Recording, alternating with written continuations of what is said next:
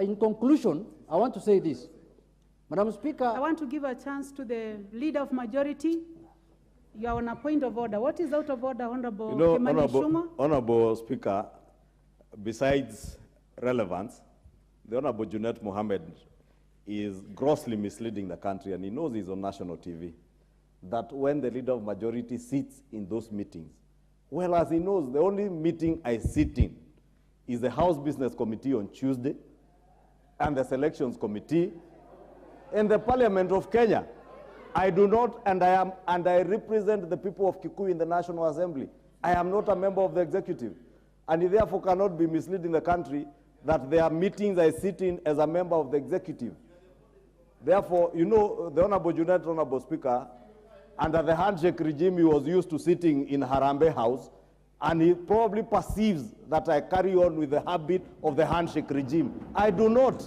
I sit in my office in the National Assembly and carry on my work in line with my constitutional mandate to oversight, legislate, and represent the people of Kikuyu. And the people of Suna East, when you do not represent them, I speak for them. Honorable members, I order that debate on this subject will be confined to the motion number 10, that is concerning the appointment of members to select committees.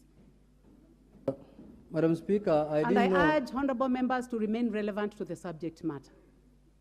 Madam Speaker, I didn't know until today that the majority leader is such a small man in this country. Kumbe had a very bad perception about him. I thought he's a big man. Kumbe is just a small around man in parliament here for the executive, Madam Speaker. I didn't know that. Oh, I'm sorry.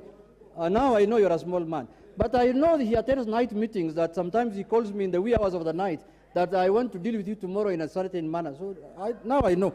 But anyway, Madam Speaker, the most important message I want to give to Kenyans is that we have to have a country, if we were to have a harmonious country, Madam Speaker, because it is true what the majority leader has raised here, that there was skewed employment in this parliament for the last 10 years.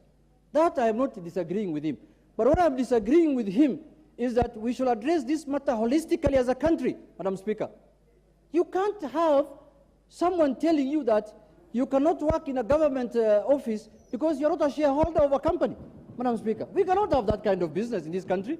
We will not allow it to happen. It will not happen, and it shall not happen, and it is doomed to fail. But Madam Speaker, in conclusion, this committee that we are passing today must be taken very serious, must be seen as the premier committee of the House, and I want to urge the majority leader that he should have been the chairman of this committee instead of the selection committee. Because he's very good. You know, he also runs butcheries in Kikuyu, Madam Speaker. Me and him know each other. Thank you, Madam Speaker, and have a good day. Honorable members, you had indicated that it